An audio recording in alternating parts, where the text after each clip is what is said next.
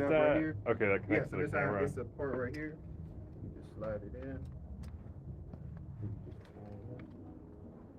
then you put your phone. I guess we're live. I don't. Orientation is locked. I don't know why it does that. Oh, this is Dave. Hold on. You see him right here. Hey, Dave. How you doing?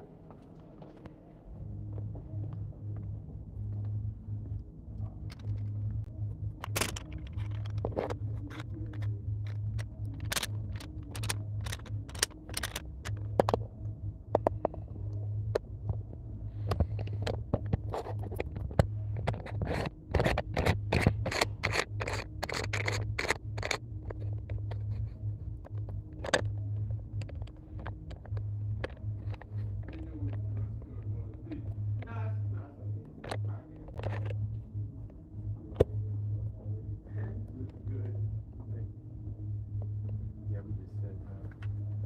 Nice to meet you. Hey, how you doing? I'm Dave James. Lopez, nice to see you. Okay, see, I'm glad I bought my collared shirt just in case. I'm sure it would help you there. Yeah. You gonna sit you right here in the middle. Oh, right there. Yeah.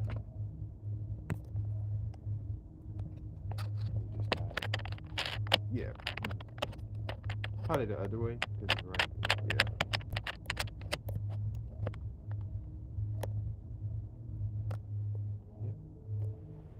And you can turn it too.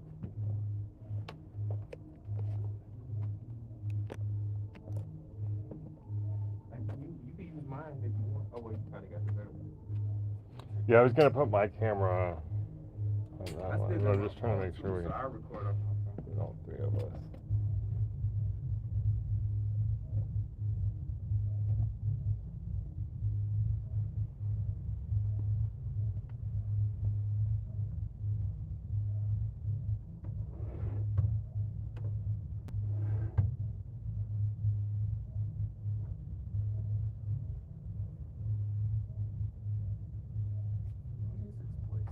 It's like a band.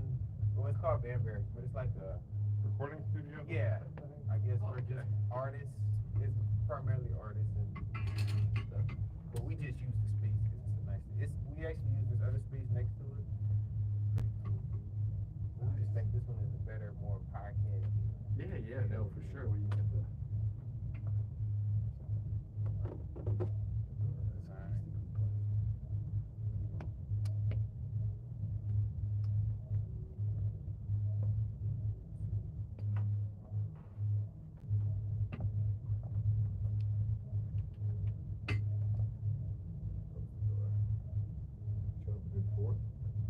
I did. How about you? Exciting? Yeah, it's pretty chill, pretty low key. Also pretty low key for me. Rosenberg.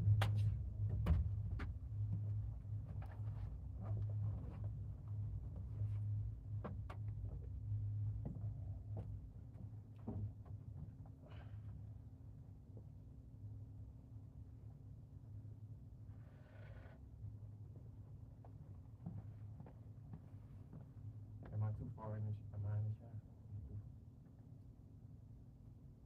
Yeah.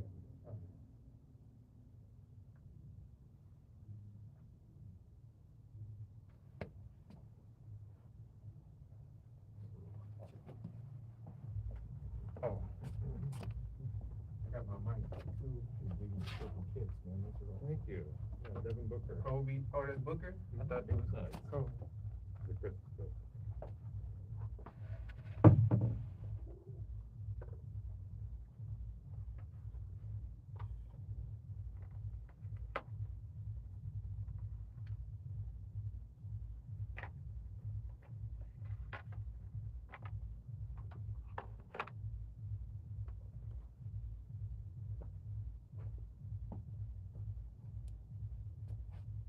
I think for each one, so like when I start, I have him mic'd up, and then when I switch it over to you, we'll switch the mics over. Whatever. You want that hooked up to my phone? Yeah. Okay, yeah, let me. I forgot, yeah. Yeah, once you hook it.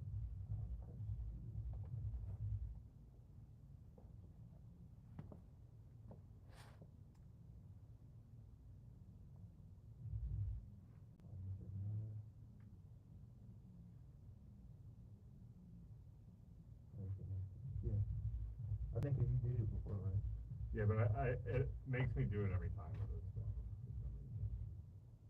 like, right.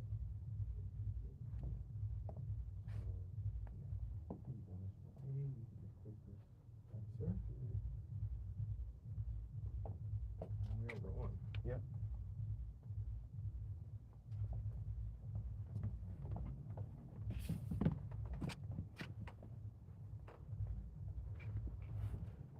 Just want to make sure I'm ready to go in there.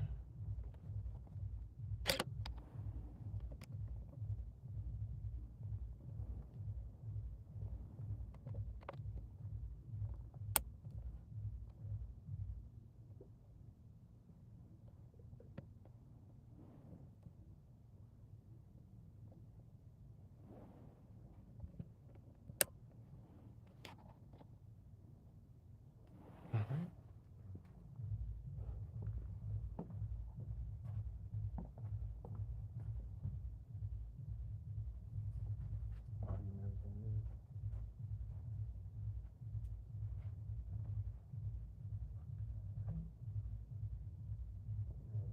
So basically, how we start the show, we start with a prayer. Once we get into the prayer, I go, and then once I finish on my segment, I pass it over to him.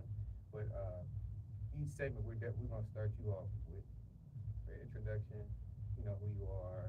You can shout out, let's get, whatever, however you want to do it, and then we'll just be rolling, flowing from there. Okay. Sounds good. All right, then you ready? Ready? All right, just pray right quick. Father, we come here to say thank you. Thank you for this day. Thank you for this opportunity. Thank you for just this show. We pray to keep seeing the numbers that we're seeing, success, amazing guests like Dave here, and let us just flow through and have a great day, a great show. Amen. Good, man. Okay.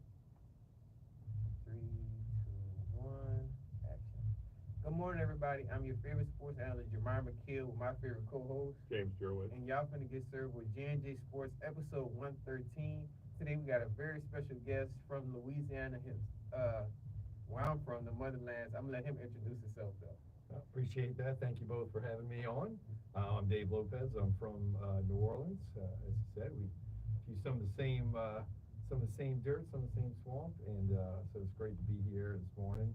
So Louisiana's sportsman's paradise. So Yes. it's super psyched to be able to come out and talk sports this morning with two knowledgeable gentlemen, and I appreciate you having me here. Yeah, we thank you for joining the show. We got some good stuff today, James, man. You ready? Ready. Ready for the heat, man. So the first topic we got up, Mr. Lopez, we have NBA basketball. So NBA superstar Luka Doncic is eligible to sign a 4-year, $229 million deal with the Los Angeles Lakers.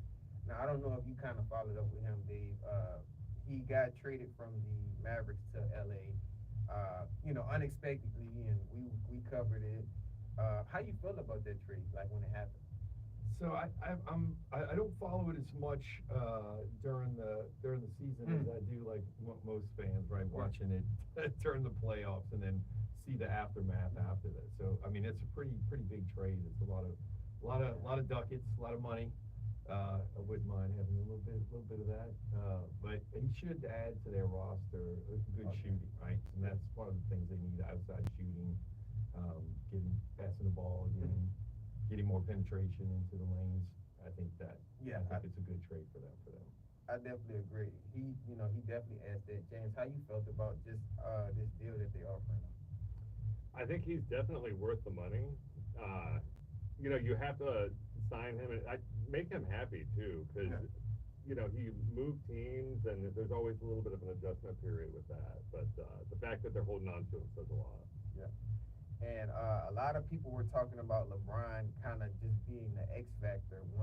If he accepts this deal, LeBron basically won't be the, franchise player, I guess, for that team.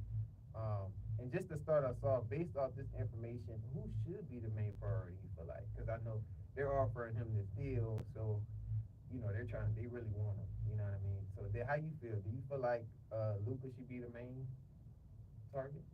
No, I think it's tough. I mean, looking at how the teams are structured, right? We've had this conversation before about what makes a great a great player, right? And it's people who can elevate people around you. So I even though again, good penetrator, good passer, good shooter, I don't know if he has that.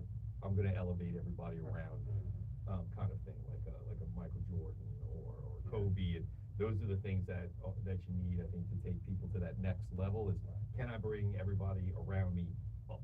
Yeah. I'm not sure that he has that. Yeah. Do you think he could develop it though, like with age, or? I do. My concern would be the kind of LeBron factor, right? I mean, no doubt LeBron's great, right? Yeah. He's always mentioned in the right circles and proper level, but he's never been able to get that next level because I don't know, something about him not being able to do that. Can Luke develop that? Absolutely, I think he can, as long as he doesn't fall under the trap.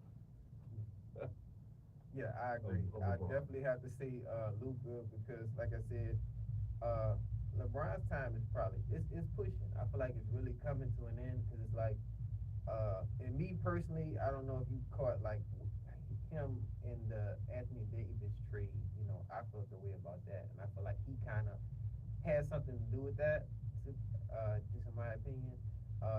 But yeah, I feel like Luka can definitely be the new franchise and kind of build this Lakers team because we want to see him get a ring. You know, we see, you know, LeBron has one. Of course, he wants to get another one before he retires. But I definitely want to see some new faces. I feel like if they do win, LeBron should retire and go out on top. I think that'd be. Oh the yeah, best if they win, he's definitely out. He's done for sure. I feel like he's probably gonna wrap it up. So.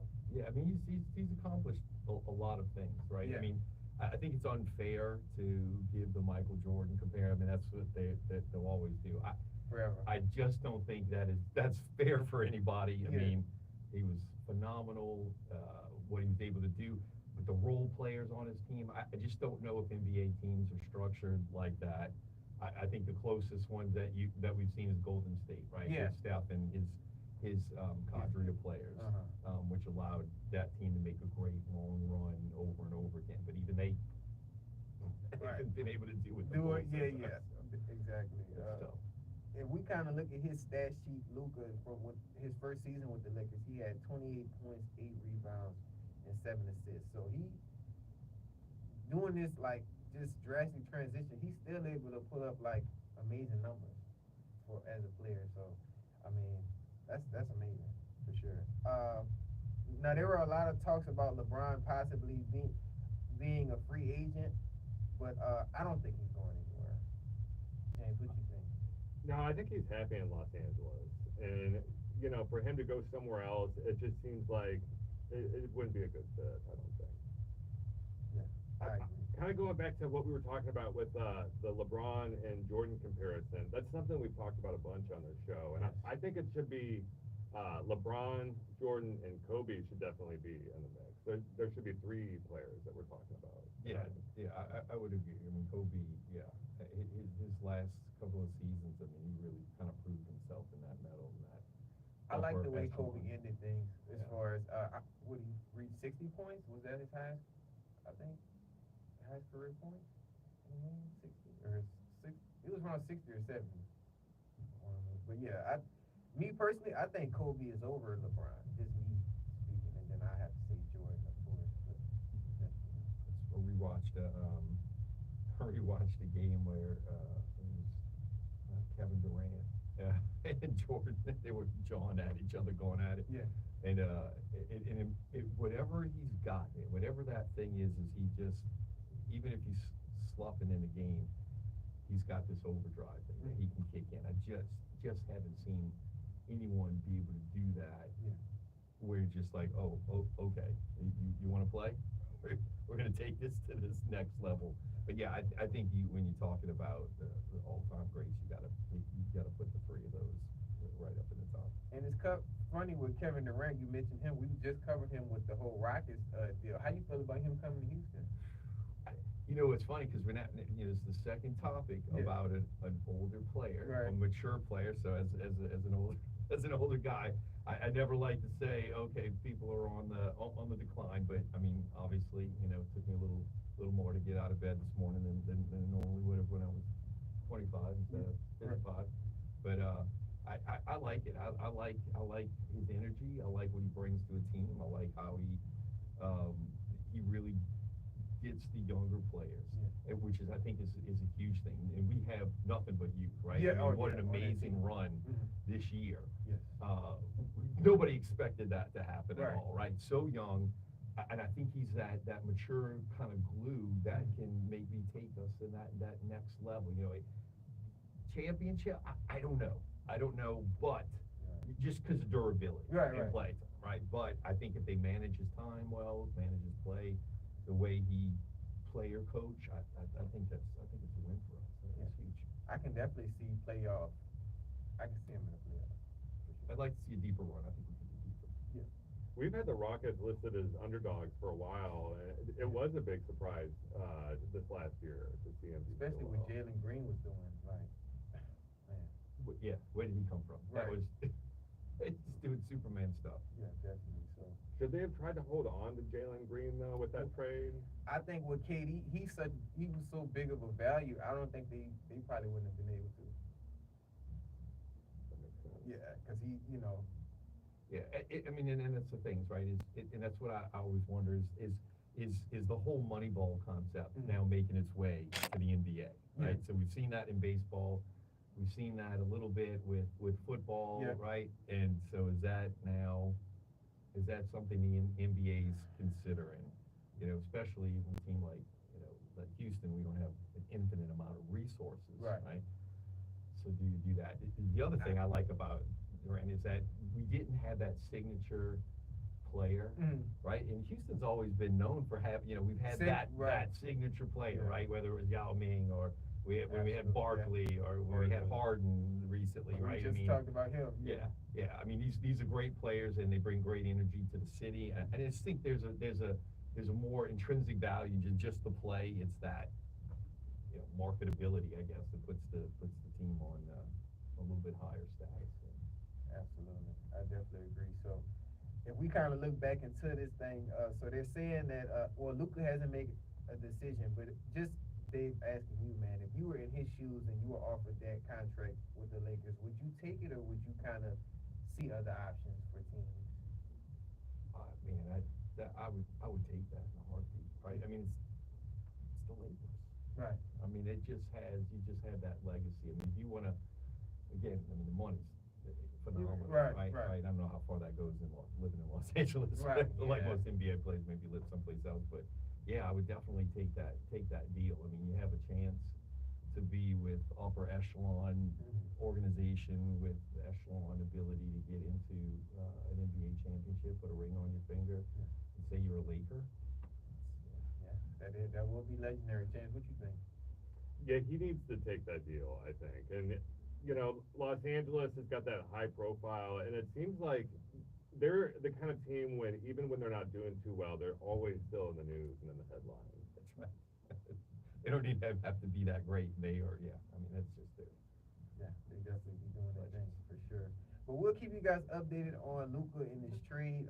If he takes the deal, which I think he is, we all kind of agree with that. And to see what can he do with LeBron, I guess for these last, I say like 2 years. I say 2 for sure. We got some sports news of the day, you guys. Y'all ready? First up, we got the New York Knicks. They're finalizing the head coach deal with Mike Brown after getting rid of Tom Thibodeau. Now, we covered Mike Brown, him getting fired from, what was that, Spurs? No. Is it maybe the Bucks? No, it was, what team was that? It was the Suns. It was definitely the Suns, yeah. But they got rid of him. They kind of just dropped him, like he was just, and he was a good coach. How you feel about the Knicks picking him up? Again, that's really tough. I mean, the NBA coaching and the coaching carousel is very difficult. Yeah. Right. I mean, you're dealing with a lot of personalities, front office, back office players. A lot of things have to come together, and sometimes coaching just isn't enough.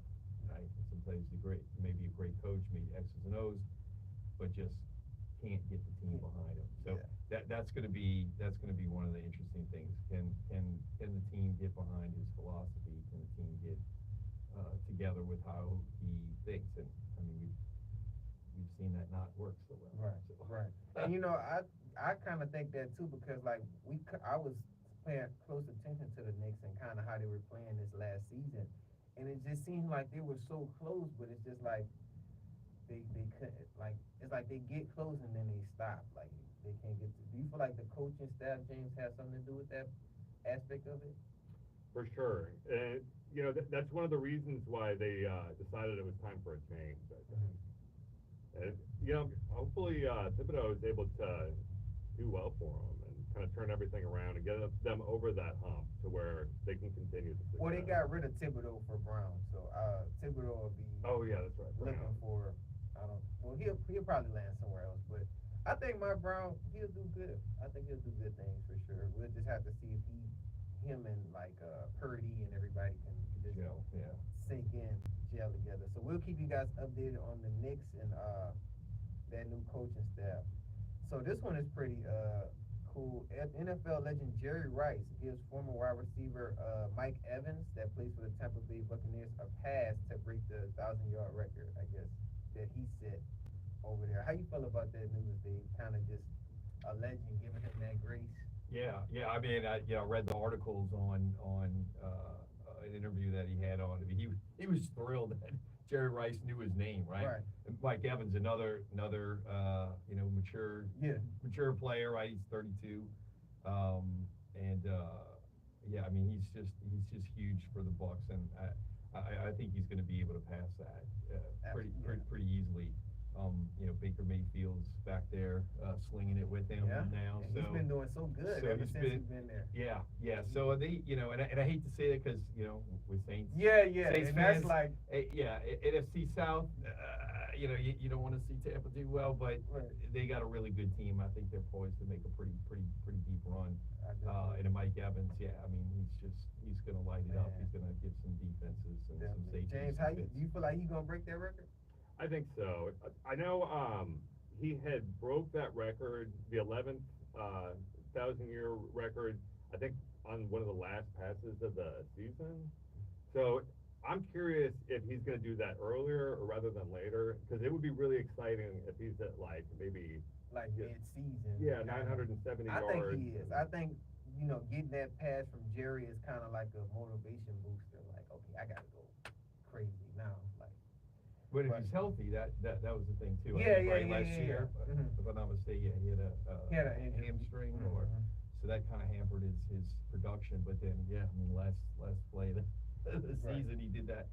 Doing that early would be huge for them. Definitely be huge. So, but hopefully when we play them, we can get them out. That's at least one time out of this. Well, we got that new safety over from Texans, so hopefully we can get some shut down. Exactly. I definitely agree. So we'll keep you guys updated on Mike Evans and the Tampa Bay Buccaneers. And shout out to Jerry Rice for that pass. Now we're going to get into the baseball side of things. The one and only Jose Altuve has passed the Hall of Famer Jeff Bagwell career hit list. He's now at a total of 2,315 hits. So that's amazing. We were kind of talking about the Astros. How you feel about Altuve? Oh, man, he's a tremendous player. Right, I love since day one he got here. Right, I mean he's a swinger, he's a runner, he's been a utility man. Right, I mean this guy's a five tool player, and I was a little surprised that the move to send him out to the outfield, but he's got the wheels to do that. Right.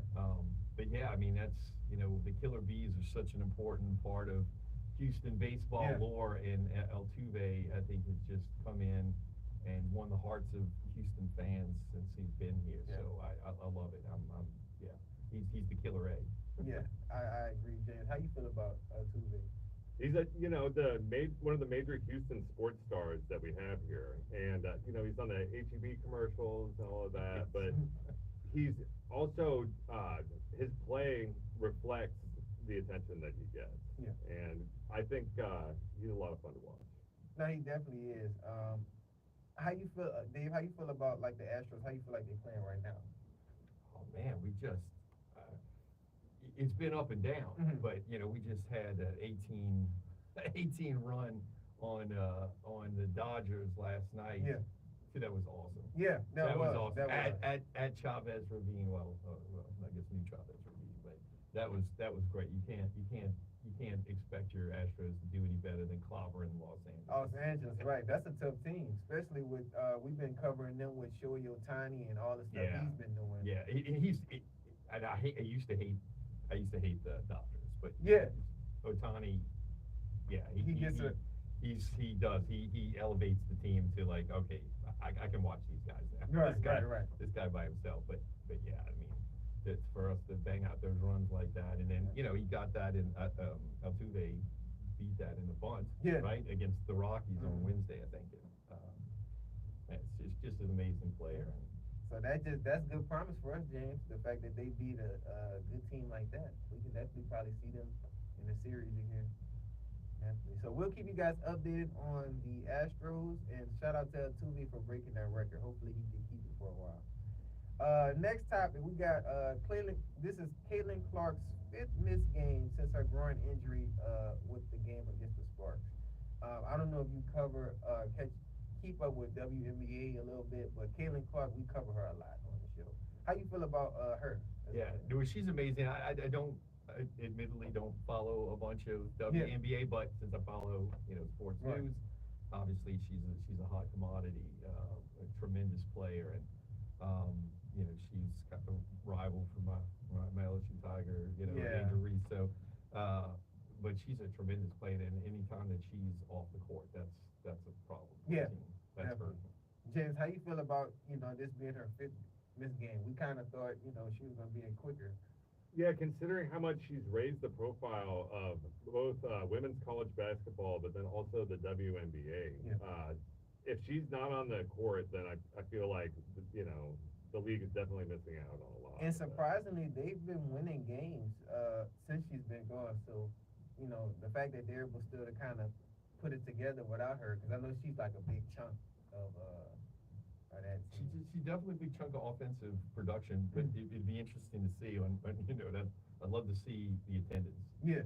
Both in television ratings and in the stadium. What does that look like? Right. The business guy in me, like, I want to see how much has that impacted the play. It's just that they raised the level of notoriety with her in it. Yeah, definitely. So hopefully she can get back soon. They do play the Sparks, the team that she got injured on, again today at 6 p.m. So, James, do you feel like she'll be back soon? Yeah, I think she's going to be back soon. It kills her to not be out playing with everyone. So she'll be out soon. Yeah, I definitely agree. And before I pass it over to him, I wanted to cover what we were talking about. We were actually at the Houston Dynamo Stadium for an event. But, the Houston Dynamo soccer team, they lost 2 of their 3-game series last month. I wanted to ask you, Dave, what do you think their issue is as far as... Man, I don't even know where to begin. So, yeah, that was great. We got to go out and... on the field, you guys, and I'll show that on the clip. Yeah, that was amazing. Yeah. So we worked together, and so we were able to get a little sneak preview into the stadium, and it's difficult. So I went to the game that Saturday after, and they were playing St. Louis. It wasn't good soccer. Yeah.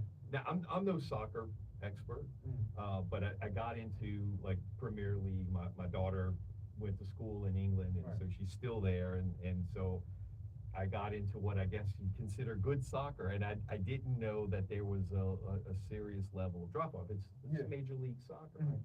There's definitely a drop off, and I don't know if it's just our team, but I mean the St. Louis team was no better. Right. So I don't know what that means. Is a lack of push. I mean, when it was at the game, noticing that we have opportunities to score, getting the ball down, and then make that run, and then just sort of, play super soft. And it doesn't look aggressive. It doesn't look opportunistic. Yeah.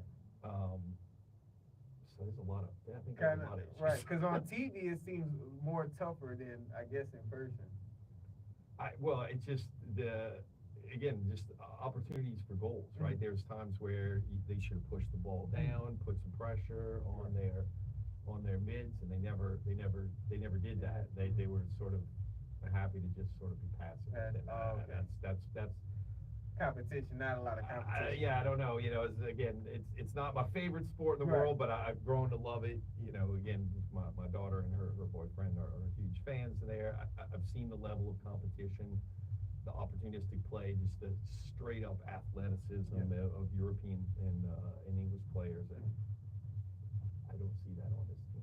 But at least not in the 5-game stretches that I've watched. Yeah, I mean, hopefully this month they can kind of show us something different because last month they only had one win. So What team do they follow? My daughter, so they follow. Let's see. I always forget it. It's they just had not been relegated for the first time in a long time, and they were at the championship game. I'll tell you, because it's not one of the Man U or any of the ones that you recognize right off. They have their mascot is an arm with a sword. Wow. I don't know if they call them the Blades or what. It is interesting too to kind of make that comparison between the global soccer, like the FIFA kind of stuff, and then the American pro soccer league. Well, it's interesting because even the play of so you got the FIFA, just the level of athleticism, and people Ali is his name, shout out to Ali, Ali London, and Ali says, well, why is America's a great sporting country, right? And flat out, our best athletes don't play football, soccer, right? So I mean, if you put our speediest guys with best athletic ability, I think we're just as great as any country. But our best athletes don't play soccer, and I think that's the thing. These guys are good. I mean, super talented, obviously, Major League Soccer, but are they the best athletes out of them? I think Texas alone or Southern is more football. Like that's where our players are mostly. Definitely, it's I'll find that. Yeah. Get that to you. No, definitely. We can definitely probably add like that on the clip. who's that? I've never even heard of them, but they're in the Premier League. Definitely, guys. So we'll keep you guys updated on the Houston Dynamo team, and especially with this month to see how they do. We'll definitely catch one of the games. Definitely be there in attendance and stream that live. But I'll pass over my co-host, man. What else we got?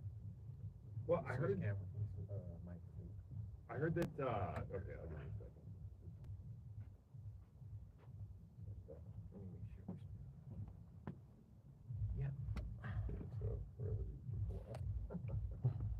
Oh, okay.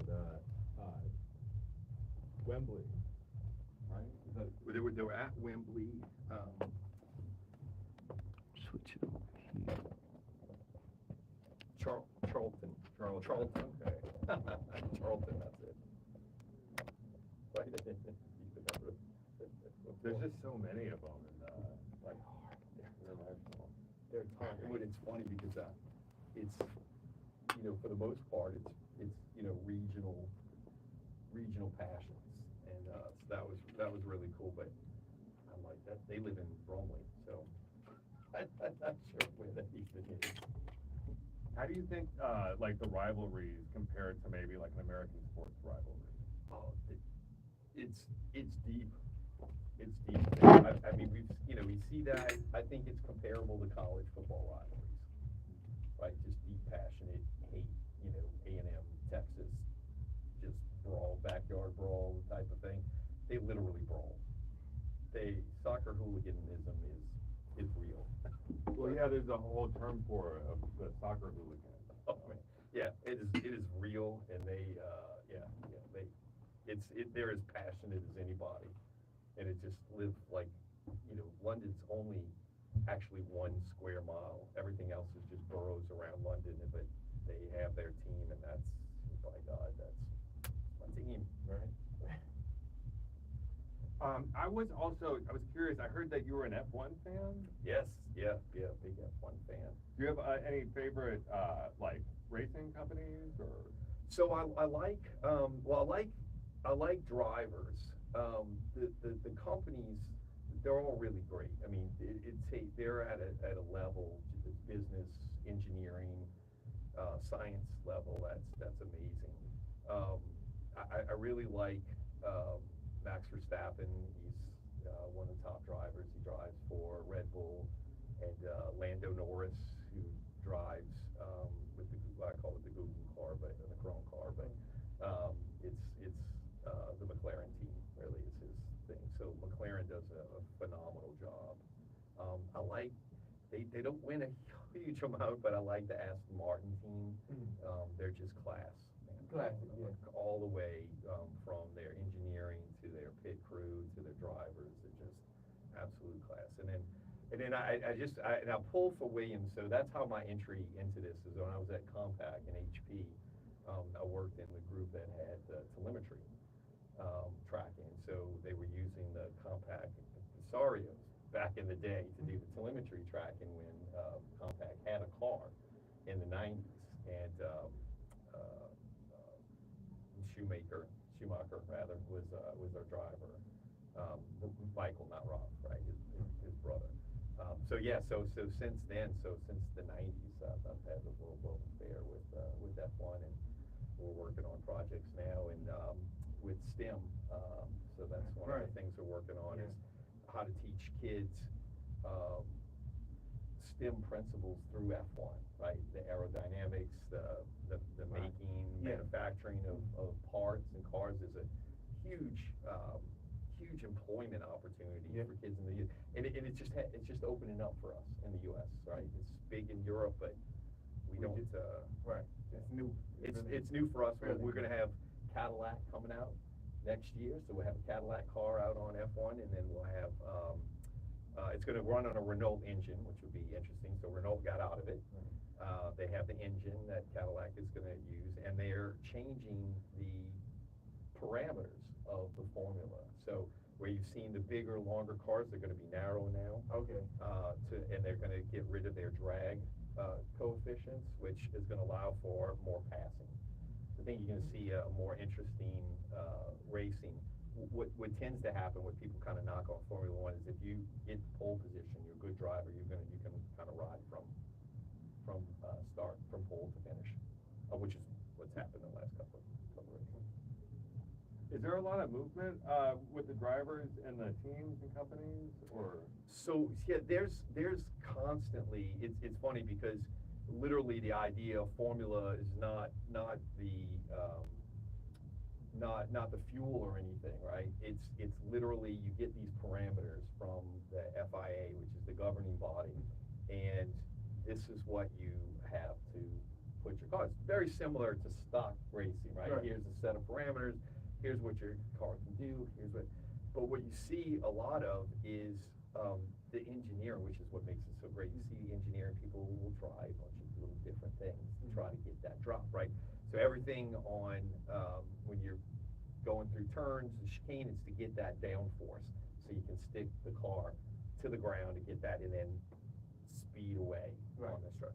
Right now, it's very difficult to go because the cars are so long and so big, and then you get dirty air, which comes out from the foils in the front and in the back, so it's pushing on you, right? So unlike NASCAR where you can draft, it's more difficult to draft. So these new specs are going to allow, I think, better drafting. So it's going to be, I think, a little bit more exciting in terms of positioning. The teams stay pretty static, right? So you don't see a lot of trading in and out of drivers. You have some mature drivers like Lewis Hamilton. He's a legend. He's still out there. He drives for Ferrari. Then you got these kids, man. I'm 55 now. I look at these kids. They started kart racing, right? And they're young, and so they're not going in. Lando Norris, Max Verstappen, they're going to be there as long as they produce. They stay. Yeah, I was curious about that because I saw the F1 movie a few weeks ago. Have you seen that one? I have not seen that yet. Yeah, my dad and I are scheduled to go see that together. Okay, no spoilers. But I was just kind of curious about the rules and stuff because it seems like I don't know, maybe Hollywood kind of took a lot of liberal, like, or they just kind of went fiction with it. Yeah, and it does, right? I mean, because it's a lot. So you'll appreciate this. It's a lot like baseball, right? So my daughters cannot watch baseball. But a lot goes on in baseball. But if you don't know what's going on, it can appear boring. Right. And I think sometimes what happens, with movies is obviously you got to keep the action going. But there's a lot going on in the car. You've got people talking in your ear. You're worried about tires. You're worried about the other team. You got about 20 people sitting in a pit with telemetry looking at everything from temperature on the track to the tires to the fuel consumption. Everything is monitored. Not only at the track, but you got people monitoring back at the headquarters. So there's so much going on that makes it a phenomenal thing to watch when you understand what's happening, especially with the external environment, things that are happening with the tires. The tires things are amazing. Why are you into tires? But the tires are really amazing. They have these match set of tires. There's only so many you can use. Is it raining? Is it hot? Is it cold? All of that affects the race and the drivers. They're constantly bored. There is a part where they kind of talk about the tires in the film. Okay, so. good. Well, they should cover that. It's a big, tires are a big deal. What dictates when to use certain tires? So mostly the environment. So they'll go out on Thursdays, and there's the track days where they do the qualifying, and then or on Fridays, and then Saturdays they'll do some test runs. Most of the time, what they do is obviously the point is to get as much tire on the ground, right? So the whole thing about the aerodynamics is getting as much tire on the ground so you can get as much grip, so you can corner and you can go out on the straightaways. The temperatures make a big deal because, like, if you're in Spain or if you're out in Monaco, those are vastly different, right? And so the asphalt reacts differently, and so the tires are matched for the environments.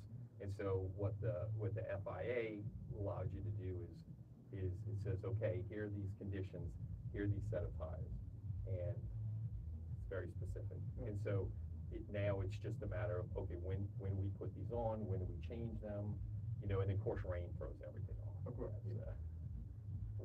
Rain is a big, huge factor. Yeah. But the interesting thing also about the tires is they never throw them away.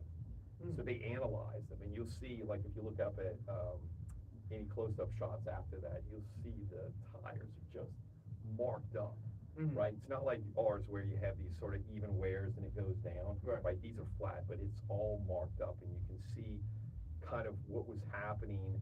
If it was like a Monaco, which has a lot of turns, a lot of chicanes, you'll see these wearing patterns, right, to the inside.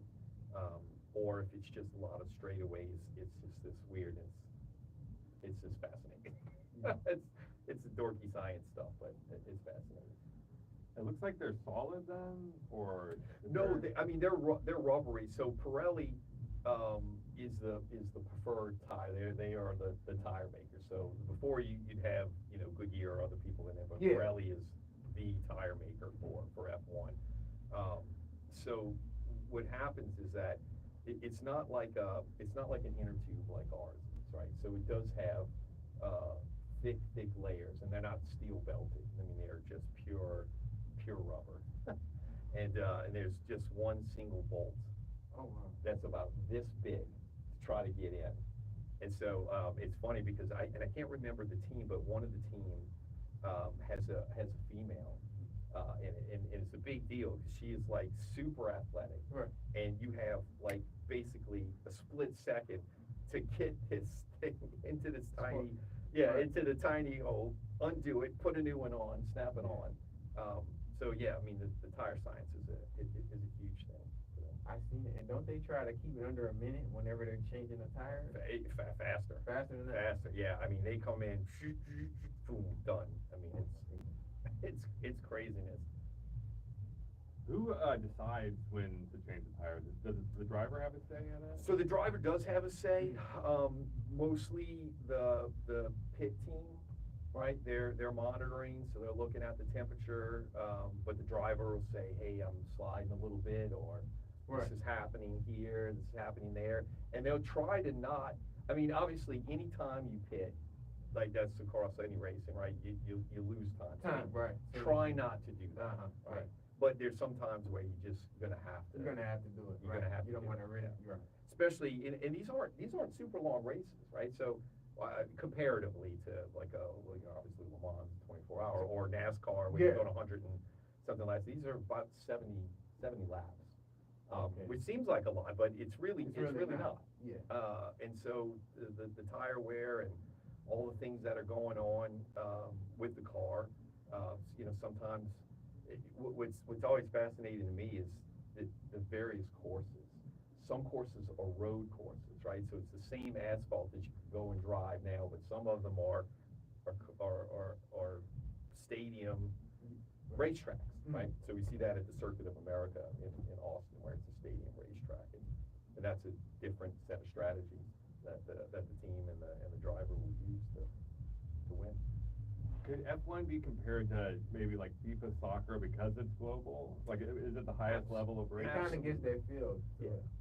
Yeah, absolutely. I mean, it has the same governing body sort of mindset, but yeah, I mean, it's very European, Yeah. right? Very European. And one of the reasons why we haven't had a team in there for a long time was because the front running team was Michael Andretti, and the Europeans did not like Mr. Andretti. Hey, I was gonna ask, do you feel like F1 and NASCAR could ever race together? Do you feel like in a racetrack, or would it be too, since the cars are the structure? So different. Yeah. So different. Yeah. Yeah. I mean, and not taking away from NASCAR. I mean, it's incredible what they do. Mhm. You're going around, you're going around a circle to the left Right. or to the right. I think just in terms of pure drivers, F1 drivers are. Well, they had that. What was it? Talladega Nights. Yeah. The Ballad of Bob. Ricky Bobby.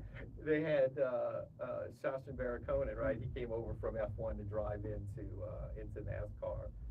But that's about right? So they're spoofing it, but straight to its teeth. It's a different mindset.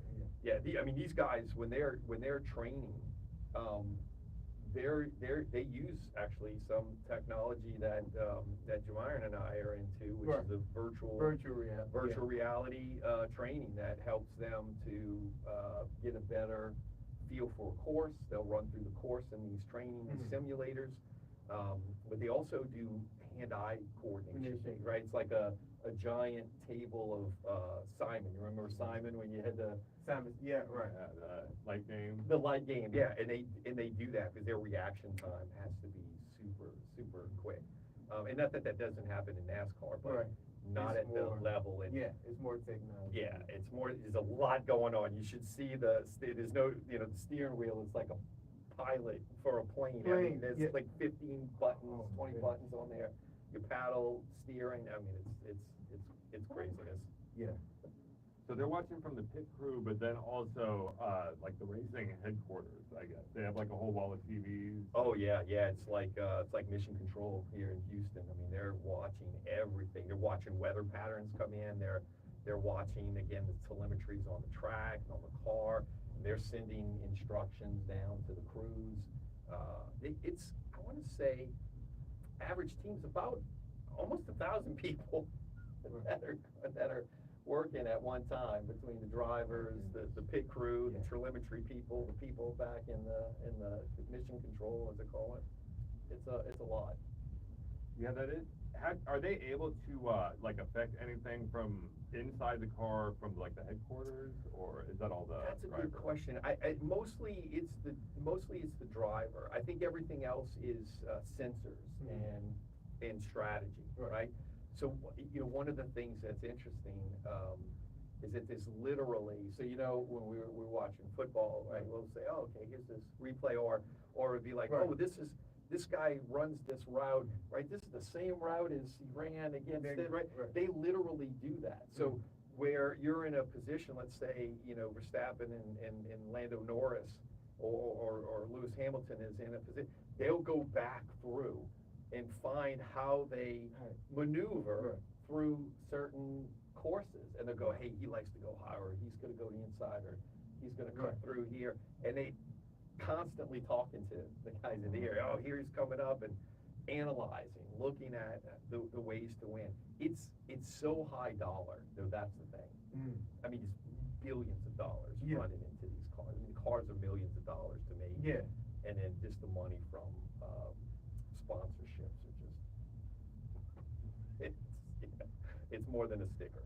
It's a lifestyle for these people. Has there been anyone who's moved from F1 to NASCAR, like in the Ricky Bobby movie? I don't think so.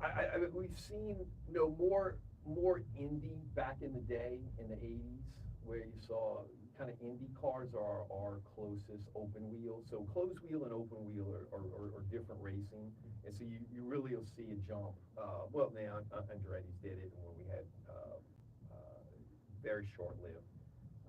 But yeah, you don't see that in the NASCAR part. I think that was part of the fun. And I was gonna ask the Andretti's place. Does he own that? The Andretti? Yeah. So I mean, he's obviously their royalty, right, in racing in America, in IndyCar and other things, and but sort of typical European thing. I mean, they you as Americans, you can't come in being the ugly American, right? And Michael was the ugly American, right. Which is why they shut him out, because they had him tabbed with Cadillac, and the best thing that happened is when he sort of bowed out. He says, no, okay, I'm going to step down from the board here on American racing and F1, and then as soon as he did that, the FIA governing body said, okay, we're good. You guys good to go, race in 2026. Right. Interesting. We're at about the 5-minute mark. So was there anything that you wanted to say to the audience, or direct them to talk about your fandom of sports or anything like that? Well, a couple things. One, just shout out to the families and the people affected by the flood. That's a horrendous thing. Being a dad of two girls, having that girls camp, Camp Mystic, out in Kerrville. It's a super tragedy. So just kind of want to shout out to those families dealing with that tragedy. Some still don't know, where their kids are, and then of course the hundreds of search and rescue people that are there working day and night to find the kids. And then it's sports has always been a passion of mine. I was telling Jamiron, so I came into sports super early on, and a friend of mine, we used to help Texas high school football.com. So we helped develop that site and really get Texas sports going. Dave Campbell, as you know, is kind of the godfather of that, and Texas high school football was really making a good run to try to provide some other services in that. And then my other passionate thing, we don't have time, because I told him, I said, hey, this I could take up a whole show. Is you have to have me back on it. Of course. Is the group of 5. What to do about the Power 5 college football in the group of 5, and what is happening. And it is a mess, and I think I have a solution for it. Okay, we'll find out on the next episode what that solution is, for sure.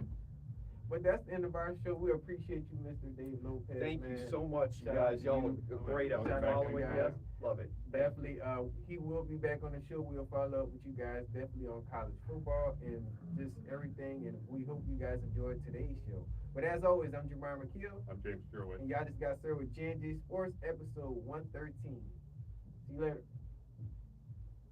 Appreciate it, man. Appreciate it. You guys so are much awesome. for That was coming great. out. Oh, no, that's so Yeah. fun. You guys did. When he sent me the stuff, I was like, oh, you guys are awesome. I love to go to this. Definitely. Yeah, I love y'all show. You got any plans today, Dave? Oh, probably if it stops raining, I get to the Right. grass, man. Still the holiday weekend. Right, that's what I told my wife. I was like, I don't really feel like doing the grass thing. But we have this pool in the back that I really want to fill in with dirt. Yeah. Oh, Because really? once your kids are older and nobody's back there, but you still have to maintain it. I'm just like, Chemicals. yeah, I just think I want to fill it with dirt. Get be done with it. But we planted this grass because of our dogs, and it just grows like ridiculous. It's a Bermuda. And, it's insane. I'm like, this isn't even. We got it. Yeah, we Even good. Okay, I hope y'all carry stuff out. Or, Nah, we pretty much good. We just saying. But now, so we'll upload them each day. Oh. Separate. So